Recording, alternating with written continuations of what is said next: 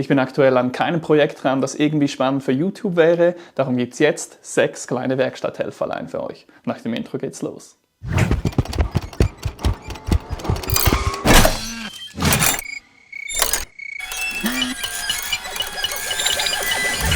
Ja, mit YouTube-Projekten ist es aktuell ein bisschen mau bei mir.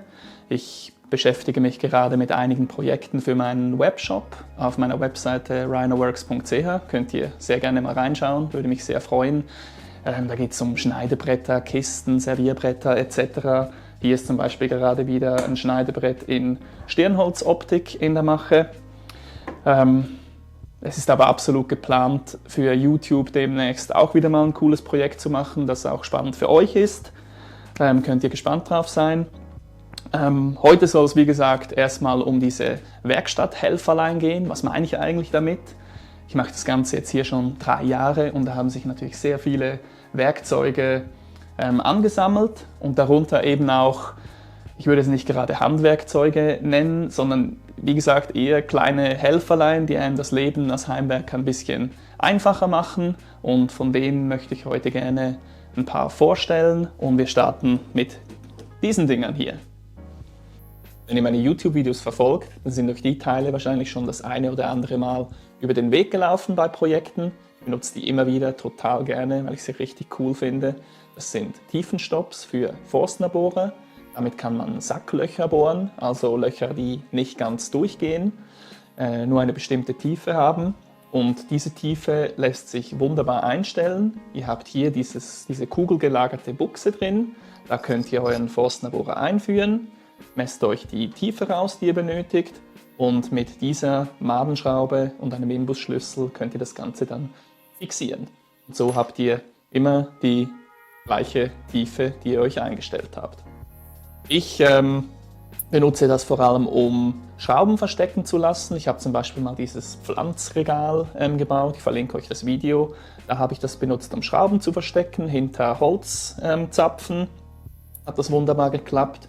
Und wofür ich es sehr gerne benutze, ist, um meine Logomünze in meine Werkstücke einzulassen.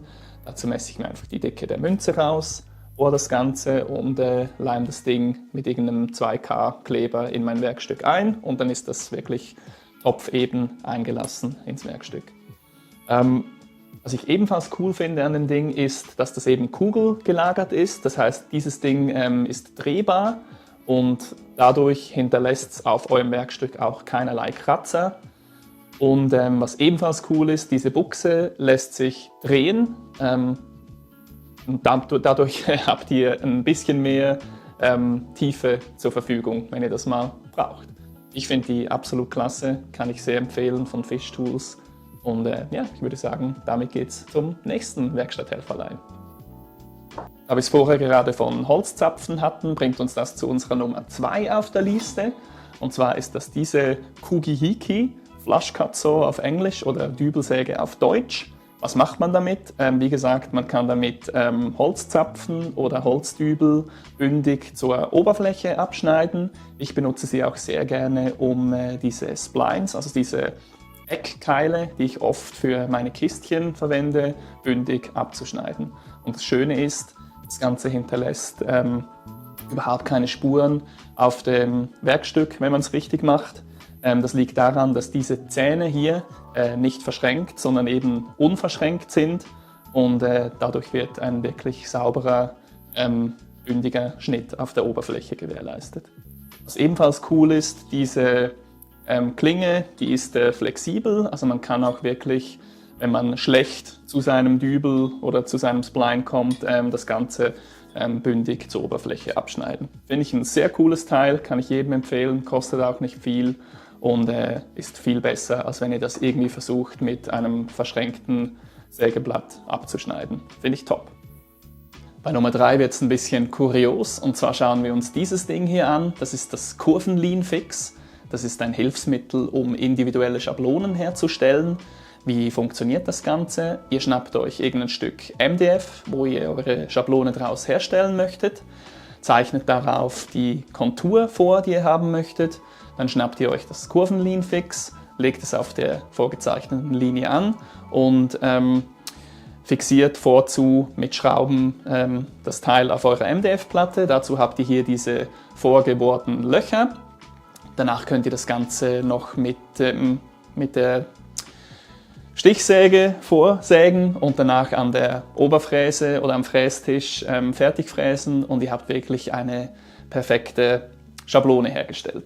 Ich habe das Ganze zum Beispiel mal hier verwendet, um diesen Griff für ein Schneidebrett herzustellen und das hat wunderbar funktioniert. Ihr seht, ihr könnt dank dieses Materials, das doch robust, aber doch irgendwie flexibel ist, könnt ihr sehr enge Radien machen, so wie hier. Und diese Bögen, die passen sich wirklich sehr gleichmäßig an. Ich hoffe, ihr versteht, was ich meine. Also ich finde das wirklich ein cooles Ding, das man immer wieder mal gerne gebraucht. Wenn es euch interessiert, ich habe euch einen Link in die Videobeschreibung gepackt. So ein Ding habt ihr wahrscheinlich alle schon mal gesehen und habt es vielleicht auch bei euch in der Werkstatt im Einsatz. Das ist eine Ziehklinge, um ganz feine Späne abzunehmen, schöne Oberflächen zu machen auf euren Werkstücken. Darum soll es mir jetzt aber gar nicht gehen. Die gibt es nämlich auch in anderen Formen, zum Beispiel in dieser Form, habe ich ehrlich gesagt noch nie benutzt, kommt vielleicht eines Tages noch. Was ich aber sehr cool finde und immer wieder gerne benutze, sind diese Schwanenhals-Ziehklingen. Ich glaube, man sagt auch französische Ziehklinge dazu. Und die sind super geeignet, wenn ihr zum Beispiel so eine Saftrille gefräst habt. Da habt ihr nämlich sehr oft das Problem, dass in den Ecken es zu Brandmarken kommt und mit so einem Teil könnt ihr das wirklich sehr, sehr gut ausschaben und euer Werkstück sieht danach wieder perfekt aus. Finde ich richtig cool. Für unsere Nummer 5 habe ich mir dieses Werkstatthelferlein ausgesucht. Das sind solche Winkelzwingen und das Lustige daran ist, das ist eigentlich die totale China-Ware. Ich bin irgendwann im Internet mal drüber gestolpert und habe gedacht, komm, gib's dem mal eine Chance, kostet nicht viel. Und ich war wirklich erstaunt, als das angekommen ist, wie gut das die Qualität eigentlich ist. Also es ist alles massiv und aus einem Stück gefräst und rechtwinklig natürlich. Von der Lackierung her ist es natürlich ein bisschen Woodpeckers nachempfunden, kostet aber wirklich einen Bruchteil davon und ich finde die Teile wirklich echt cool, wenn man ein bisschen größere Projekte hat, wo man ein paar Balken zusammenfügen muss, rechtwinklig. Oder ich habe es zum Beispiel auch für meinen Werkstattschrank immer im Einsatz gehabt und ich finde die einfach richtig cool, vor allem für das, was sie kosten, nämlich praktisch nichts. Verlinke es euch unten in der Videobeschreibung. Ja, und damit sind wir auch schon beim letzten Werkstatthelferlein angelangt und dafür habe ich mir dieses Stemmeisen von Hultafors geschnappt. Die Hultafors Group ist übrigens mein neuester Kooperationspartner. Mehr dazu könnt ihr auf meinem Instagram-Kanal erfahren. Es wird aber demnächst auch hier mal ein News-Video geben, wo ich die Firma ein bisschen vorstelle. Die vereint nämlich sehr, sehr coole Marken unter ihrem Dach und ich kann es kaum erwarten, mit denen zusammenzuarbeiten.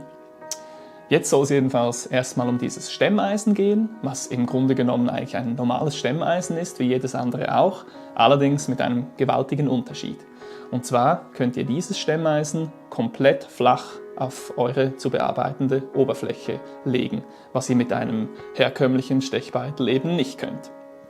Der hängt immer so ein bisschen in der Luft, wenn der liegt und dieser Stechbeitel von Hultafors, der lässt sich wirklich komplett flach ablegen. Warum ist das cool? Ich habe sehr oft den Fall, dass ich zum Beispiel solche Schneidebretter wie dieses, das ich eben mal ausgezwingt habe für euch, habe, wo es den Leim rausdrückt, den überschüssigen Leim. Und den möchte ich immer gerne entfernen, bevor ich das durch den Hobel lasse oder mit dem Schleifen beginne. Und da habe ich leider schon oft die Erfahrung gemacht, dass ich mit herkömmlichen Stechbeiteln manchmal die Oberfläche verletze, was dann zur Folge hat, dass ich wieder mehr hobeln, mehr schleifen muss. Und mit diesem Stechbeitel, der sich eben wirklich komplett flach hinlegen lässt, passiert das nicht mehr. Da kann ich wirklich den Leim super entfernen, ohne die Oberfläche zu verletzen. Kommt dazu, dass das Ding wirklich aus einem Stück geschmiedet ist, bis hier hinten nach dem Griff.